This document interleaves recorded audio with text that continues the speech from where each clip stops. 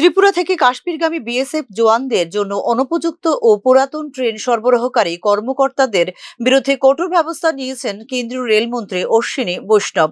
এক্ষেত্রে আলিপুরদুয়ার ডিভিশনের 4 কর্মকর্তাকে তাৎক্ষণিকভাবে বরখাস্ত করার নির্দেশ দিয়েছেন কেন্দ্রীয় রেলমন্ত্রী অশ্বিনী বৈষ্ণব। বরখাস্তকৃত কর্মকর্তাদের মধ্যে রয়েছেন উত্তর পূর্ব সীমান্ত রেলওয়ে জোনের আলিপুরদুয়ার বিভাগের 3 জন সিনিয়র সেকশন ইঞ্জিনিয়ার এবং একজন কোচিং ডিপো অফিসার। নিরাপত্তা বাহিনীর মর্যাদা এবং সুবিধা সর্বোচ্চ অগ্রাধিকার এবং এই ধরনের অবহেলা কোনো স্তরেই সহ্য করা হবে না বলে মন্তব্য করেন কেন্দ্রীয় রেলমন্ত্রী। বিএসএফ জওয়ানদের জন্য আগরতলা থেকে একটি বিশেষ ট্রেনের ব্যবস্থা করা হয়েছে। এই ক্ষেত্রে পুরো বিষয়টির বিস্তারিত তদন্তের নির্দেশ দিয়েছে কেন্দ্রীয় রেল মন্ত্রক।